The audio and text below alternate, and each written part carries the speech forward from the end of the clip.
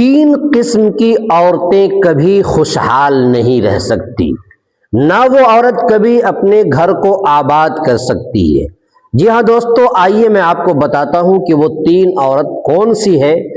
جو نہ کبھی خوش رہ سکتی ہے اور نہ اپنے گھر کو خوشگوار ماحول میں ڈھال سکتی ہے۔ نمبر ایک، وہ عورت جو حد سے زیادہ ضدی ہو، یعنی اپنے ضد پر اڑ جائے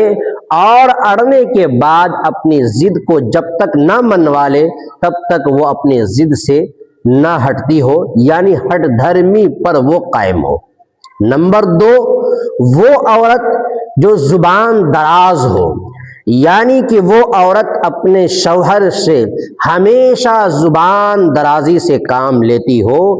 بات بات پر زبان کو تیز کرتی ہو، یعنی کہ وہ عورت جو زبان کی تیز ہو وہ کبھی بھی اپنے گھر کو خوشگوار نہیں بنا سکتی، ان کا گھر کبھی آباد نہیں ہو سکتا اور نہ وہ خود اپنے گھر کے اندر خوش رہ سکتی ہے۔ نمبر تین، وہ عورت جو اپنے مائکے کی باتوں میں آ کر اپنے شوہر سے، اپنے ساس سے، اپنے سسر سے اور سسرال کے تمام لوگوں سے